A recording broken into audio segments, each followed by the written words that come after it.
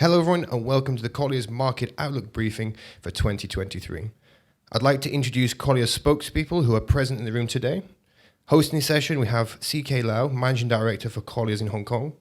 Presenting we have Kathy Lee, Head of Research.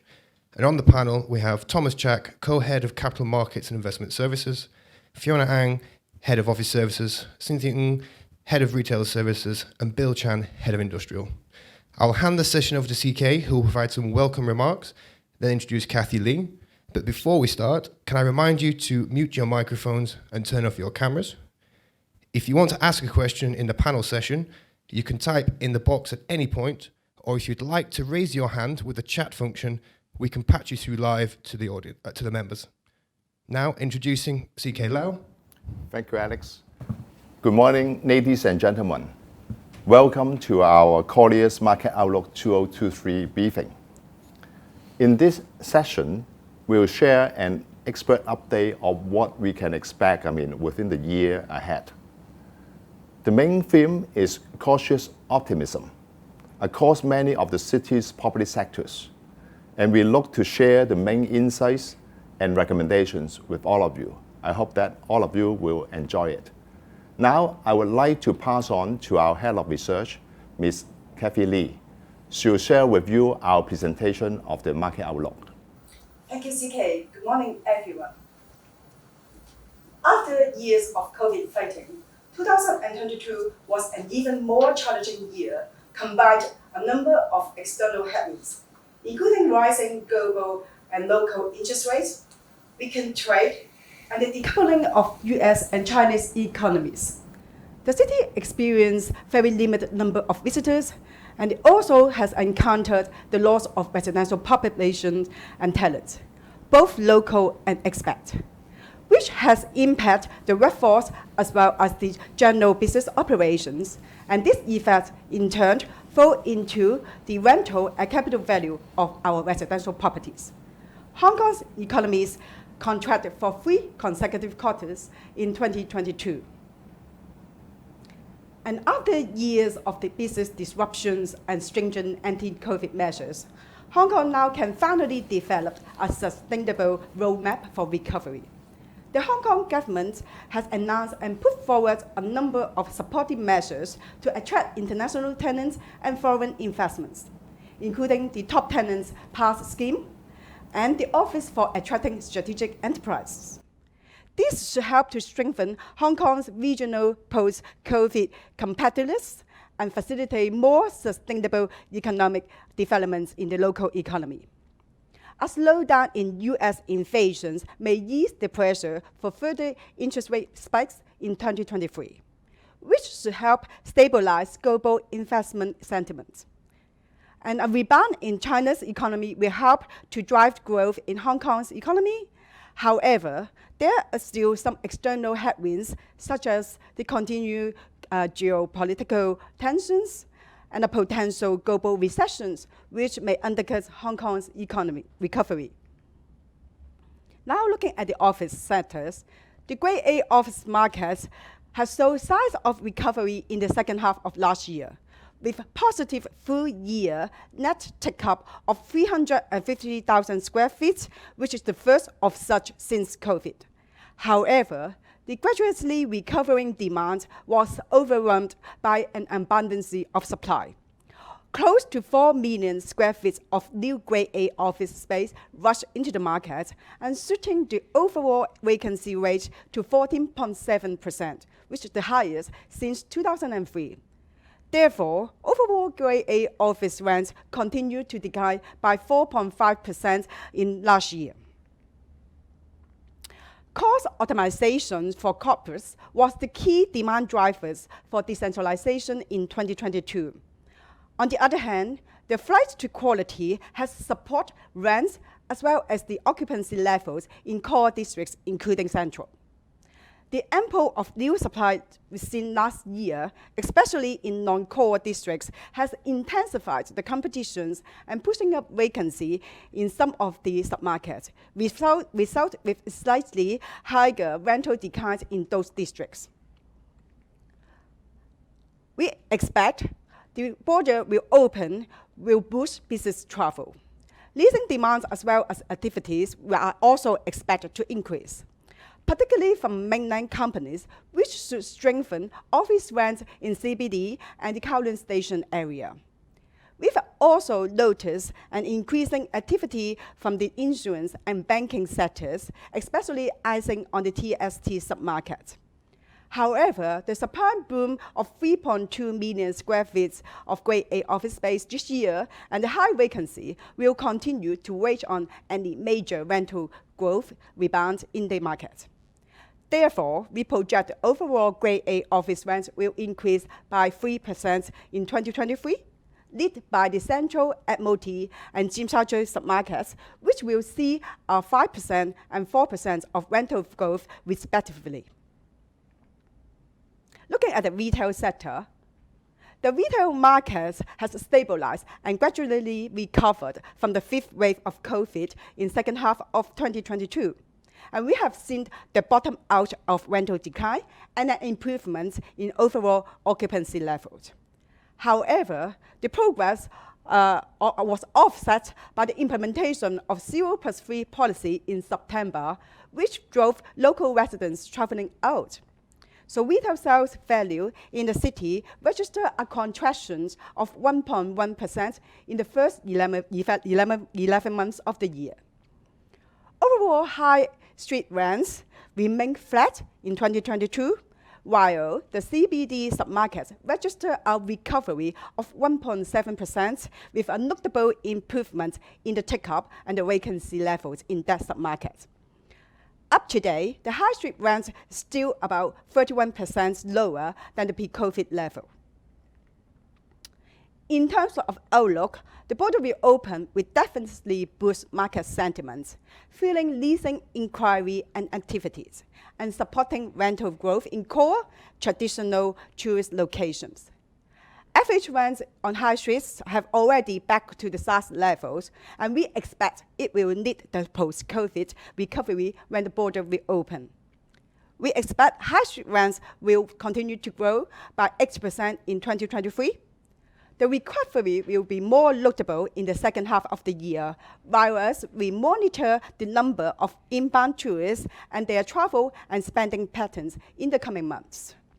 We believe the premium lifestyle and accessories, health-related trades, as well as family entertainment sector, which were the main demand drivers in the past couple of years, will continue to expand. Subject to the positive resumptions of border traffic, luxury goods and cosmetics will also pick up gradually. The shopping center segment is welcoming approximately 3.9 million square feet of new supply in 2023.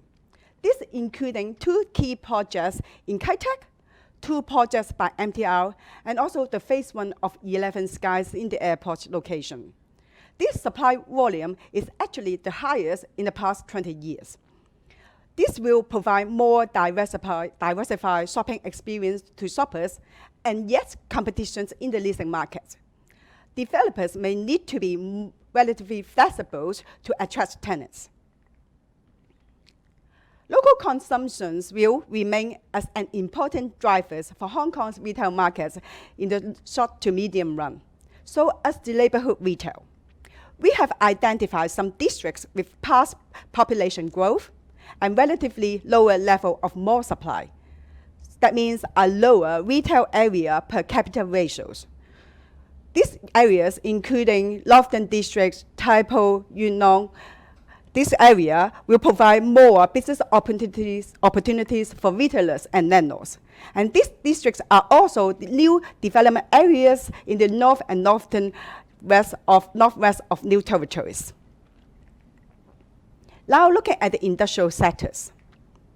Hong Kong's industrial property markets have been supported by demand from multiple sectors, including e-commerce, food-related industry, and also self-storage, which support the rental growth in both the warehouse and general industrial segments. Online retail sales in Hong Kong continued to grow in 2022, up by 22% in the first 11 months of the year. The booming of e-commerce sectors triggers demand for the 3PLs. Overall, warehouse vacancy remained at a very low levels of 3.3% at year-end 2022, and supporting a rental growth of nearly 7% last year. On the other side, rents of general industrial properties also grew by 3.7% in 2022. Looking ahead, industrial rental values are expected to remain resilient in 2023.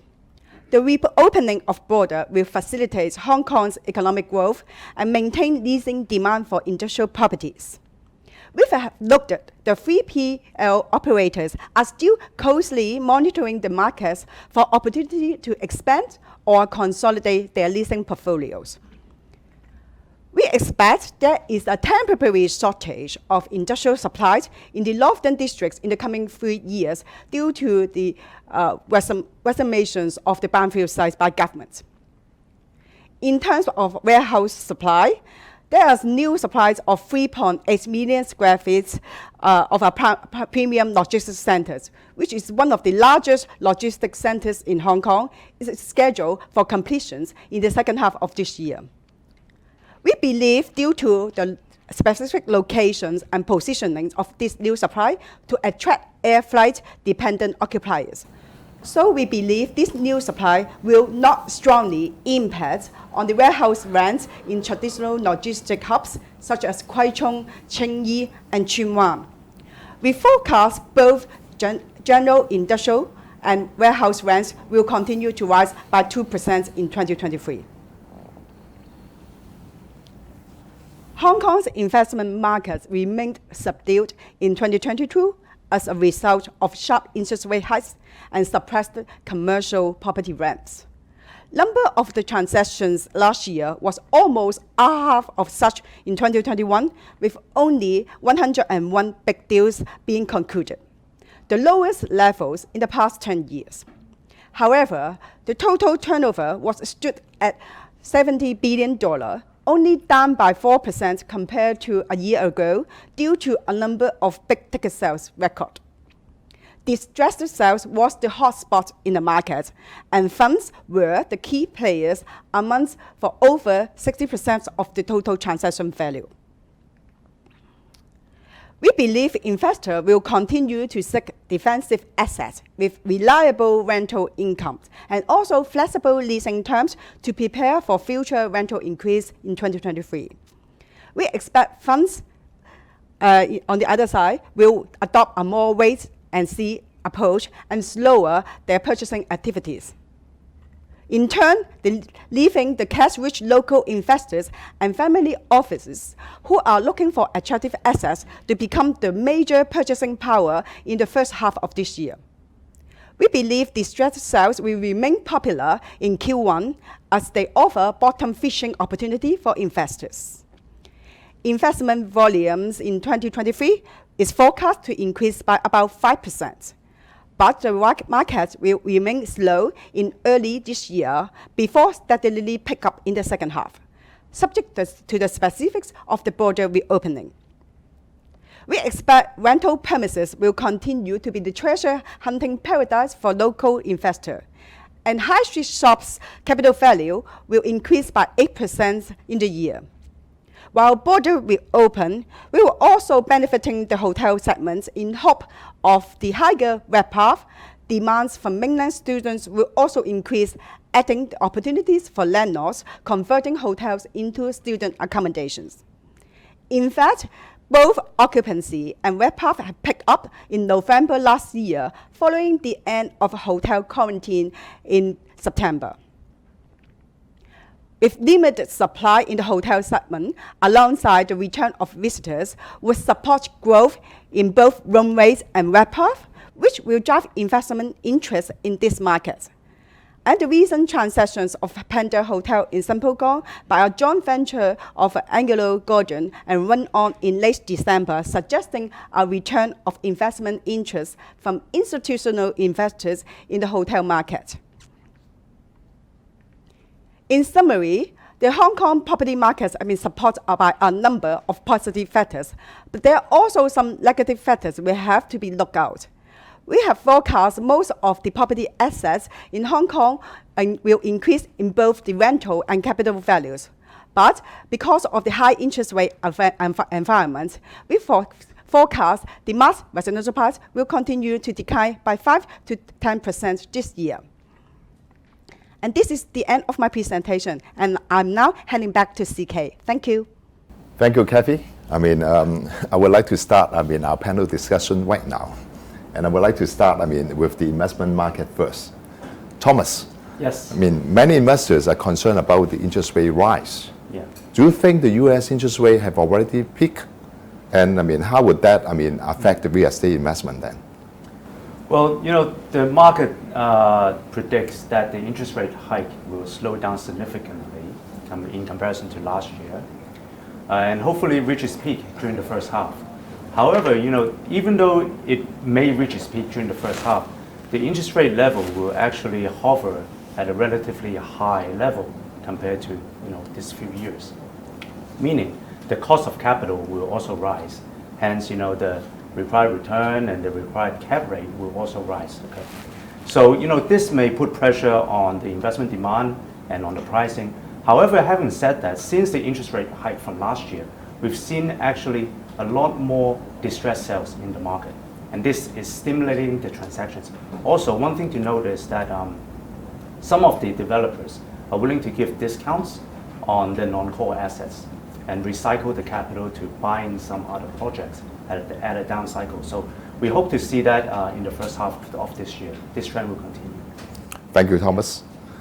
Kathy had mentioned about the reopening of the border and the influx of tourists into Hong Kong. Cynthia, I would like to know, how will the landlords of high street shops, major shopping malls respond to this increase in tourism? And how would they position their malls or their shops to attract tourist footfall then? Yeah. Thank you, CK. Well, upon border reopening, because of the increase in inbound tourists, every single landlord in Hong Kong is actually very excited. Particular two types of landlords. Grade A shopping mall developers are very excited, especially with the heavy luxury tenant mix, and also the core high street, first tier high street landlords who are having a wait and see model, very hopeful that the bigger brands and the stronger groups may come back and take up the new leases. And how they're responding to this is that they will try to look at each other to see whether any new exciting brands are actually coming back, and also whether the spending pattern has increased and whether the market can go back to the previous days pre-COVID. Okay, thank you. Cynthia. I would like to turn on to Fiona, because the office market is a very important component of the Hong Kong economy. I would like to know, from your perspective, where will office leasing demand coming from? This year in particular, and would you expect? Because we have been talking a lot about the Chinese economy, whether there will be a lot of activities coming from those PLC enterprise, and if so, what sort of locations will these interests be focused upon? Yeah. Thank you, CK. Recall last few years, the main key drivers of the occupiers were cost saving and cost saving. So I think this cost saving key driver will keep continuous in this year, 2023. But however, when we look at about the market transactions, we can make some very short summary on this. Most of the transaction mainly will be from the occupiers. They would like to upgrade their building qualities, or maybe because of the building is going to demolish. That's why they need to relocate. I think that this is the two main demand from the market, and that will be keep continuous in this year. Of course, I think the reopening of the China border is a good news to Hong Kong economy, definitely. And I think recall the December last year, actually most of the inquiry come from, not from PLC, but mainly from the MMC and the local enterprise, and mainly because they have the opportunity to look at the business rebound again. But of course, I think it's too early to give any comment about whether the PLC business will be returning very quickly.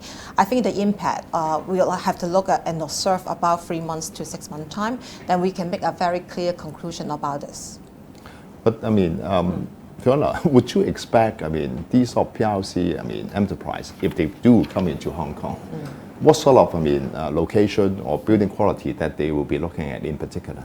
I think some trophy building, for example, like in Central, will be definitely their first choice, co-location. And secondly, I think somewhere near to the XRL terminus will be also their second choice. So that means the inquiry likely to go to the core Central, and also where that will be on Cantor Road plus the Western District Cultural area. Thank you, Fiona. I would like to turn to Bill these days. We know that Hong Kong has always been facing limited supply, even including industrial warehouse type of stock.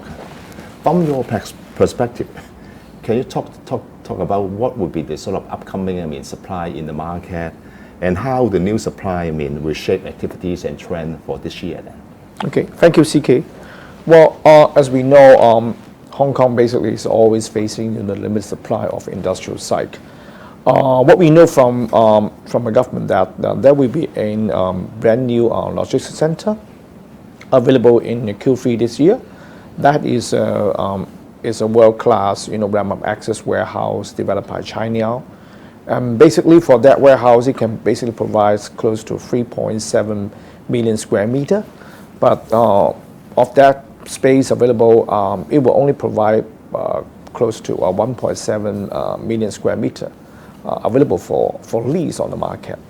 And from our observation, it will only, well, I would say in the short term, it will only create some sort of burden for buildings nearby, because there's some ramp-up access warehouse near the airport for many years, and this is probably the limited supply available recently. It will create some sort of burden, especially for the rent for those buildings nearby. But basically, it will not create some impact for for those warehouse in the traditional logistic location. Okay, good. I would like to back to Fiona. We see a number of new office supply due to the government action in recent years to create more new office space. And that we have also seen many grade A projects being launched into the market. Of course, people are looking for good quality stuff these days. For existing landlords and landlords of new projects, how can they remain competitive in the market or attract tenants to pay good rents for them then? I think regardless of the good rent, because the market already downturned for 3 years, and now back to the, I will say, normal level. And for the new developments, I think the landlord have to pay attention to something like ESG, because it's something that the the multinational company, they really have to look at and look after it. For the ESG issue, the reason of behind it, because most of the MMC actually they have a compliance to fulfill, especially in the year of either 25, 27 or 2030s, that the building itself can comply to the company compliance like ESG elements. So that's why I think in order to be more competitive and to win over the competitors, the landlord side, so I think ESG is the key issues. But Fiona, would the ESG be something of a sort of medium to long-term nature, not really short-term? Anything short-term that you can make a recommendation to our clients? I think at least the BEAM Plus is the basic requirement. Of course, I think in the long term they may need to fulfill the LEED Platinum requirement. So even without the BEAM or the LEED, actually some of the MMC company, they can't actually to lease that spaces. We have come across one of the situation in the last year. One of the MMC, they would like to consolidate their space and relocate. But however, once they shortlist the building, 5 buildings are on the list, and one of the buildings actually they can't even fulfill the basic one, which is the BEAM Plus. That's why that building is quickly eliminated from the list. So that's why I think this is very necessary for the landlord to fulfill at least BEAM Plus, and in the long run will be the LEED Platinum. And I would like to follow up further on this. For new projects, it would be quite easy. For developers, new landlord to incorporate these sort of features. Yeah. Would you say that for the existing buildings, many of our clients, they own a large large portfolio. Yeah. Would you recommend them to really think through, how they can increase or improve the quality of their buildings? Yes, indeed, I think for those landlords, in fact, they don't have this kind of the ESG certificate. I would advise them to maybe meet our ESG expert to see how can they fulfill that path and in order to make this completed. So in fact, some of the building, in terms of the building age, if they are too old in the age, or maybe in terms of the infrastructure-wise or the hardware, they can't fulfill this sort of the basic criteria. In fact, we have the expert helping them to go through the path in order to achieve the minimum level. So of course, I think this is good to have the landlord to understand about this is a very minimum criteria in the long run. But in the short term, some of the tenants, if they can still renew and stay, I think for the short-term ones, maybe they don't need to fulfill that requirement immediately, but however, in the middle terms and the long run, they still have to make it. So that's why I think, returning to your questions, usually I think if we meet the landlord for the market presentation or the regular update, we always advise the landlord, this is a very key and important element you have to consider, I would say, and that's why some of the old portfolio, for example, in Tsim Sha Tsui, Wan Chai, and Causeway Bay, and that would be a target to meet the landlord and advise something like this. Okay, thank you for your honor. I mean, that's very important. That means, I mean, we need to see, I mean, properties to be continuously upgraded in order to meet with the expectation of tenants, I mean, in the market. And I would like to turn to, I mean, Cynthia again. Because, I mean, when I look at what the Hong Kong government have been doing lately, they have been stressing that, I mean, Hong Kong needs to be innovative and that we need to adopt more technology. And that for the retail sector, I can see that for the last few years, I mean, Hong Kong have been suffering from COVID, and that, I mean, many consumers, they have changed their shopping pattern. They switched to online, even including, of course, I mean, ordering food. The sales, I mean, in the retail sector have gone up, I mean, a lot on the online side. Is this a trend that you still, I mean, consider will be continuing after, I would say, we are now back to normal post-COVID? And how will this affect, I mean, the retail, I mean, leasing sector then? Thanks, CK.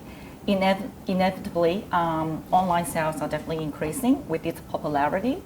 However, Hong Kong remains as a very small and cozy city with a very attractive shopping image. Therefore, everyone who lives in Hong Kong actually go out to shop very often. And having said that, a lot of brands are actually having physical stores to provide consumers with different shopping experience, which is very important to the consumers. Sometimes consumers need to associate with the brands for that feel and touch of their products, and also as an outing to explore. This is all part of the marketing of the brand, which adds value to the online sales. So physical stores are also very important. Those two, like physical stores and online, are actually complementing each other. It's good. Thank you, I mean, Cynthia, for that. I mean, Bill, I mean, back to you. Because, I mean, the industrial space is very important, I mean, for the economy in Hong Kong. Mm-hmm. I mean, Kathy have forecasted that the industrial rents will grow by around 2%, I mean, this year. Mm-hmm. Can you talk us through what drive, I mean, this growth? I mean? Thank you, CK. Well, let me explain, you know, the rental growth, that we forecast, you know, 2% rental growth this year. Basically, I would say over the past 10 years in Hong Kong, for the industrial property, basically, you know, the average rental growth probably in the region of 2 to 3%. I can tell you, you know, honestly, that 2%, you know, rental growth is, from a point of view, is a pretty conservative prediction. We do believe that, you know, due to the reopening of the border, that the business situation will be improved a lot. And what we know from those e-commerce retailer that they do expect, you know, there will be a huge, you know, a remarkable improvement in business. And so from a point of view, you know, I think the major factor is the reopening of the border. And obviously, the limited supply of the industrial space will also help, you know, to improve, you know, the rental growth. Yeah. Yeah, I have always, I mean, been reminded by many clients that, I mean, as the government, I mean, continue with this resumption, I mean, activities in the new territories, a lot of those sort of, brownfield sites, like in places like Hong Shui Kiu. Yes. We have some 200 hectares of space, will be resumed in due course.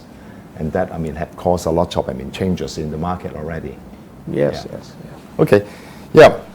Thomas, we have put a lot of emphasis, Kathy, Cynthia, and also, Bill, onto the, borders reopening. How does the reopening schedule, will affect the investment market? Do you think there will be an immediate influx, of capital to Hong Kong, property market from China these days? Thank you, CK. Yes, the long-awaited reopening of the border. Of course, the returning of tourists, business travelers is going to help the economy in general, and also, give more confidence for the investors to start investing. In fact, over the past couple of weeks, we already seen investment activities pick up, especially in the retail sector, in the hotel sector, and so forth. However, will there be an immediate rush of Chinese money into the market? Maybe not, but it will gradually pick up, and the speed may pick up more in the second half of the year. So this is the expectation.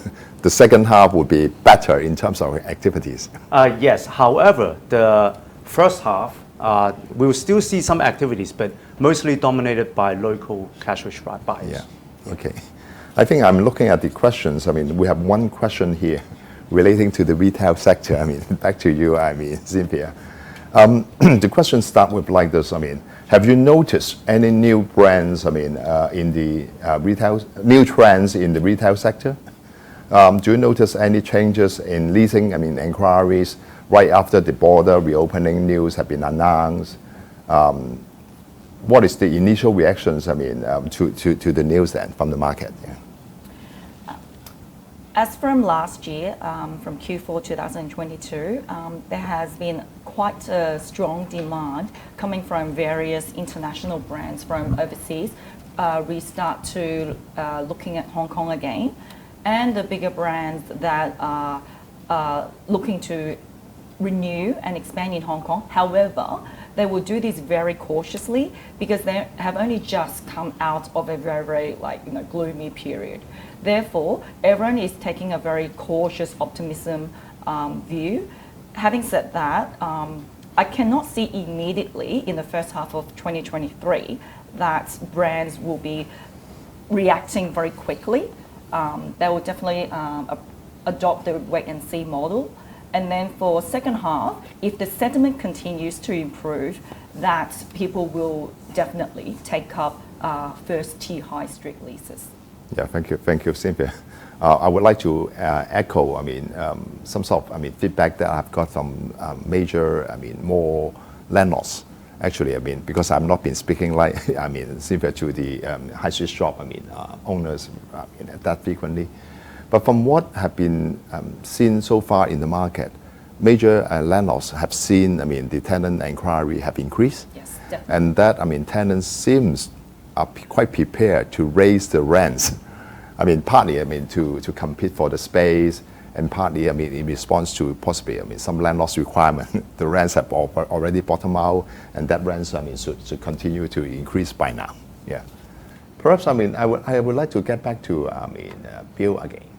When we look at, Hong Kong, we normally talk about industrial sector in the sense that it will be warehouse, industrial space. What do you see, just for deals of other types of investment like data center, cold storage? Because we have heard, that many investors are looking at this sort of, asset class these days.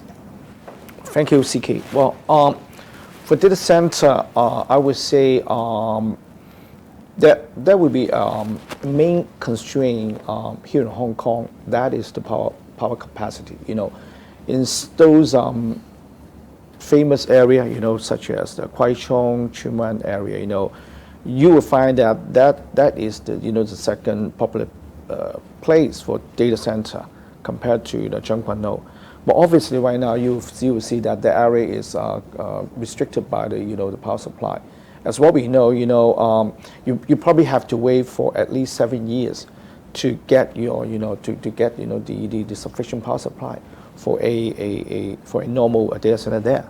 So we realized that there are some inquiry recently looking for different places like Tuen Mun or Yuen Long to see whether there will be suitable, places for setting up the new data center. But also, you also mentioned, the recently there are lots of inquiries for the cold storage space, right? And we found out that for those institutional funds, they like to to work in closely with those operator, like a cold storage operator, to look for either those en-bloc industrial building or those stratified industrial building for setting up the cold storage space. What we know that over the past 3 years during the pandemic periods, the e-commerce business improved a lot, and especially for those F&B related business, people like to ordering food online. So we noticed that there's a huge demand for the cold storage business. It explains why those institutional funds find out that that is the golden opportunity to invest the money in that special field by partnering with those cold storage operator. And up till now, I can tell you honestly that the demand is still there. Those investors, they are still looking for suitable industrial space for setting up the cold storage here in Hong Kong. Yeah. Yeah. I would then like to follow up, with what, Thomas has said about the investors' sentiment these days. Because recently we have seen, the government, in terms of the land sale, they are prepared to sell the Kai Tak land at 6,000 something, dollars, AV per square foot. But then, for the Stanley, Zhong Ham Kok, low density residential land, they withdrew it from the market. Mm-hmm.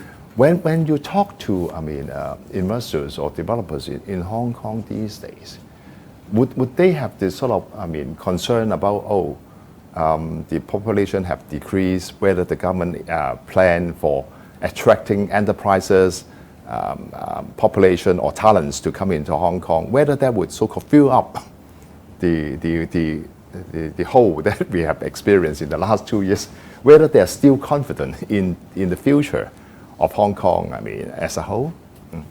Thank you, CK. In general, when I talk to investors, both local investors, high net worths, developers, or even institutional funds, which we've seen a lot of coming into the market last year, right? If we look back at the transaction chart, 62% of last year's transaction were foreign money. Okay, so getting back to your question is, yes, they see Hong Kong still as a very important gateway city to China. All right, so that's one thing. But getting back to the land sales or the discounted sales, or the land sale that withdrew from the market, I think partly is because the interest rate right now is at a very, very high level. All right, so for investors to go into a project that is not currently producing income will put a lot of burden on their cash flow. All right, so they will proceed very cautiously. All right, so what we have seen, especially from the funds or the high net worths, is either the asset has a lot of discounts. For example, there was some receivership sale in the market recently, right? This discounting 30 to 40%, and is picked up by institutional funds, okay? Or the asset itself is producing a relatively good income, so to cover the interest expense and the potential upsides. Okay, thank you, Thomas. Perhaps I would like to switch to, Fiona first. Because we have 2 questions coming in, I would like to start with a question on the office side first, and leave, Thomas to rest for a while. There's a question relating to, does the new public portfolio in West Kowloon show a potential decline, in Central's appeal? That means it would be a challenge, to the Central's position. Will Central still be a core location for the finance, legal, and other professional services, sectors? I think Central is still definitely Central, and they have their own identity, and people already consider Central is a location for the business like bank finance and professional business. So that's why I don't think anything can replace Central. But of course, I think the Western District Culture will be another exit for the occupiers to spin off their operation or relocate for the cheaper location. So that's why in terms of the area, I think Western District Culture nowadays still only about 2.2 million. But in the future, it's going to be 6 million. But it's still smaller compared to Central. That's why I don't think they can replace Central at this stage. Okay, Central is still a very prominent location anyway. Right. Okay, I would like to back to Thomas. It's on I would say a wider perspective. Rather than just focusing upon Hong Kong. You know, capital flow around. Across the globe. And that this question relates to the Colliers house view. Perhaps Kathy may add to that. If appropriate. Given the interest rate environment, the Hong Kong interest rate follow. The U.S. interest rate, and due to the PAC. And there are, other markets, which may not be so-called directly, driven by the U.S. interest rate as such. Will the institutional capital, come back to Hong Kong given the interest rate height, and whether the growth story of Hong Kong, and I would say, also including China here, and the more attractive investment, returns in other APEC markets. So it's a relative, comparison between Hong Kong and other parts of APEC. People, places like Japan. We have heard a lot of stories over there, and capital have been attracted to Singapore and also Australia. What are your feelings when you're talking to those of major institutional funds these days? Then? Yeah, thank you. Thank you for the question. When we talk to investment funds, institutional buyers, yes, as you put it right, CK, the capital flows around. So during the past 2-3 years, when we are in lockdown, semi-lockdown, closing off the borders, interest rate hike, which we are kind of forced to follow the U.S. Capital did slow down. Investment activities did slow down overall, right? So in comparison to 2021 to 2022. The investment volume have dropped, all right, to $70 billion, where it was, I think it was $73 billion the year before. And as Kathy mentioned, and in our report, the number of transactions dropped by almost half. But one thing to note is that even though the number of transactions dropped, the total volume only dropped by about 4%, all right, and 62% of those came from overseas capital. I think during the past 2 years, yes, some of the investment activities actually went to Japan, went to Korea, went to Singapore. But again, it's a cycle. So the property prices there has risen to a certain level that maybe for some institutional investors, some funds, may be harder to underwrite now. And with the story of Hong Kong from this year, the reopening of borders, when the interest rate hike is closer to the peak, some of the investors are actually coming back to find opportunities here because they feel that the story, the upside, it's in Hong Kong right now. Okay, thank you, Thomas. We have got a follow-up question, for Fiona. Because when we are talking about, central office market, and then the upcoming, supply from the West Kowloon, including the West Kowloon Cultural District, apart from the XRL, site. The Causeway Bay, Wan Chai area is still a big area, which we have a lot of existing buildings. Yeah. How do you see this sort of differential between, these sort of locations, given the new supply? I think for the floor plate size-wise, in fact, most of the office building in Wan Chai and Causeway Bay is comparatively smaller. And except some several buildings in the North Wan Chai, I would say. And that's why usually for the tenants, if they need to select the building for relocation. So Wan Chai and Causeway Bay may be good for the luxury brands and also for some of the local trading company and shipping company. But however, for MMC, if they have to look for the permanent location, other than Central and Western District culture, usually I think Wan Chai and Causeway Bay may not be the destination in terms of the floor plates and also in terms of the building age and in terms of the building specification. So that's why I think for those landlords actually in Wan Chai and Causeway Bay, I think they may need to, if they redevelop the location or redevelop the building, they may need to build a bigger floor plates plus high ceiling, more natural lighting. And otherwise, I think that would be always be the location for some of the PRC company or maybe the urban location, office location. Yeah. We still have a question coming in, possibly. I mean, we are approaching the close of the session, but this sector is on the industrial sector. A question which is, I would say, quite interesting, I would say, because the question relates to, is strata title, industrial force more popular among investors these days? If yes, why? Well, thank you, CK. Thank you for this question. You mean, is the strata title access more popular?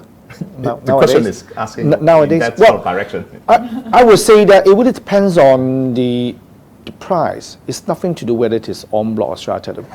But I think for lots of transactions here in Hong Kong every year for industrial access, I think most of those strata title transactions is by in the region of 3 million Hong Kong dollar or 5 million Hong Kong dollar. I mean, those are popular for those small investor or end user. But nowadays you will see that in terms of the price transaction, well, I would say last year, you will find that the price is more or less, well, it is not suffer, any change. I will give the recommendation for those investors if they look for, property for a stratified industrial building. Firstly, just like retail sectors, location. For those stratified building, try to find those premises within close proximity to MTR station. That would be easy to rent it out. Okay, yeah, location. Secondly, of course, if the price is well below market price by 10% or 15%, go straight, and start negotiating with the seller. Bill, we will not let you go easily because the client would like to clarify is the strata title, sort of properties will be focusing upon from the perspective of institutional clients, in particular funds. Whether that would be from an investment perspective rather than location. Okay. For the stratified building, if I would say nowadays, institutional fund will look for those stratified building if it is suitable for conversion either as cold storage space or that stratified building has any potential for redevelopment. Say you will find that some institutional fund would like to acquire those buildings with ownership close to 80%, and then that property is likely for redevelopment. Then for that stratified building, those institutional fund or those major investors will try to look for opportunities from that stratified building. Yeah. Okay. Yeah. I would like to invite more questions from the floor if possible. But while at the same time, I would like to, so-called supplement relating to this question, because normally when we talk to clients, they would like to look for an en bloc. That means they can, control the whole plot of land, the whole property, not to be so-called subjected to the discharge mutual covenant, etc. Normally, the investor would prefer whole block, to strata title, premises.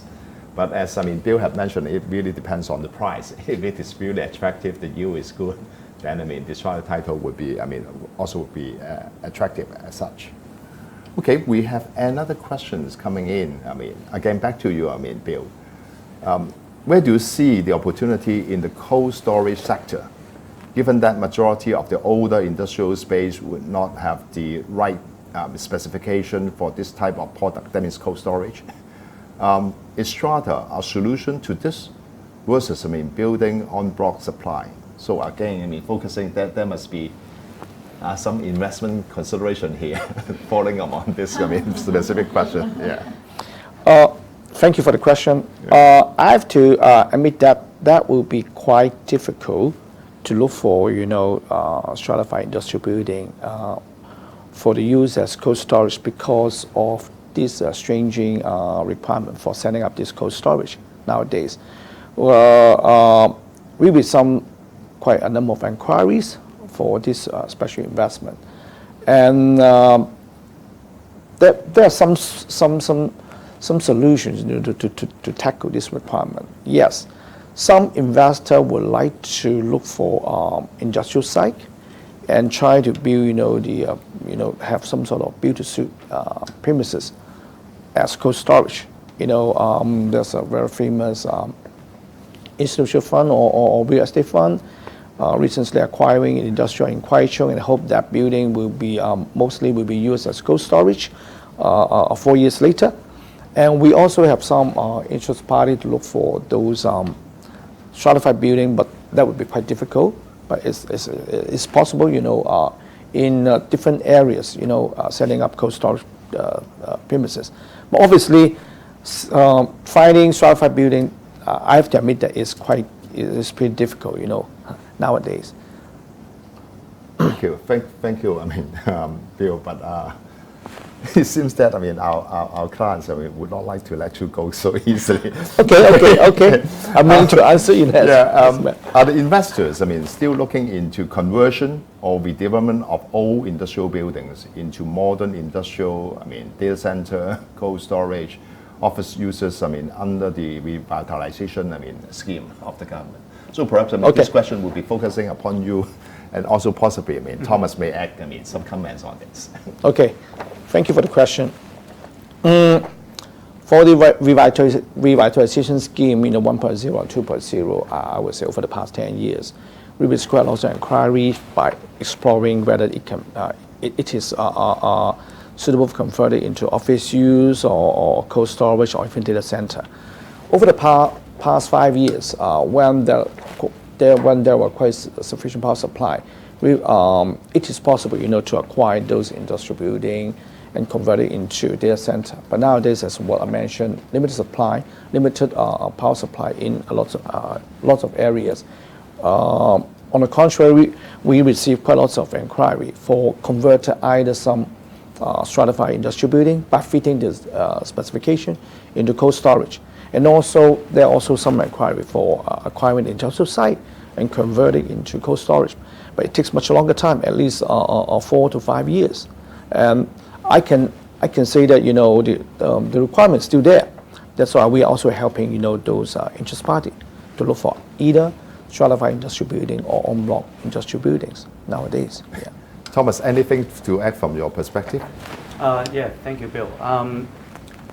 For industrial land or industrial building for conversion to cold storage or data center, I'm still seeing that demand as Bill said. However, during the past year, under the revitalization scheme, buying old industrial building and redeveloping into a new style industrial building or office, I've actually seen that slowing down. Mainly due to two factors is, one, the rise in interest rate and construction costs, that's one. And secondly, the office market, there are a lot of grade A office supply coming up, right? So these projects, I actually see it slowing down in recent years, yes. Perhaps I also add a comment, from valuation and advisory perspective, because we have seen, I would say, conflicting, actions from within the government.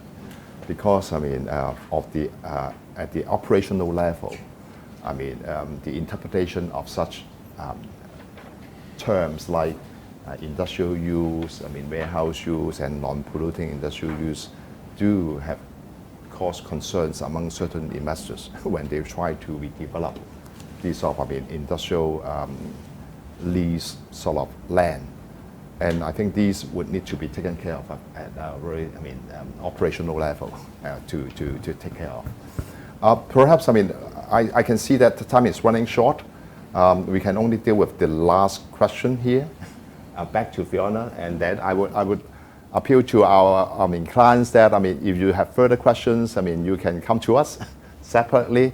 If you have certain question on to a particular, sector, you can call our expert, directly. The last question that I would like to ask is, Fiona, because this is a question that have been so frequently discussed these days, and I don't think we have a concrete answer to that, but I would like to listen to it, Bill.